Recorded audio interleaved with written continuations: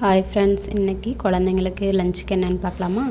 சாப்பாடு, மிளகு ரசம், மல்லி இலை சட்னி, அதுக்கப்புறம் பார்த்திங்கன்னா வெண்டைக்காய் பொரியல் தாங்க பண்ணியிருந்தேன். அப்படியே குழந்தைங்களுக்கு போட்டு கொடுத்து அவங்க சாப்பிட்டு கிளம்பிட்டாங்க. கிளம்புனதுக்கப்புறம் நம்மளோட ரொட்டீன் பார்க்கலாமா? கொஞ்சம் பாத்திரம்லாம் கிடந்துச்சு. சரி, அதெல்லாம் அப்படியே போட்டுட்டு போக முடியாது இல்லைங்களா?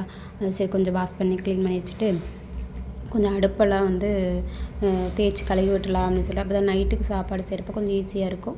அதுக்கப்புறம் நம்ம க்ளீன் பண்ணிக்கலாம் அப்படின்னு சொல்லிட்டு கொஞ்சம் அடுப்பெல்லாம் தேய்ச்சி நல்லா க்ளீன் பண்ணி விட்டுட்டு ஒரு ட்ரை கிளாத் போட்டு நல்லா ஃபுல்லாக எல்லா பக்கம் தொடச்சி விட்டேங்க. தொடச்சி விட்டு அதுக்கப்புறம் சரி அப்படியே வாஷிங் மிஷினில் கொஞ்சம் துணி போட்டு விட்டுருந்தேன்.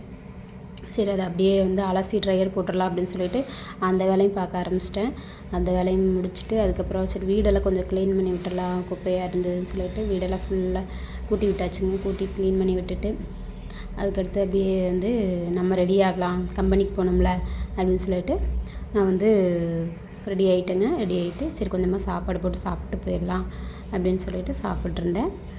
அப்புறம் மீண்டும் இன்னொரு வீடியோவில் பார்க்கலாம். பாய்.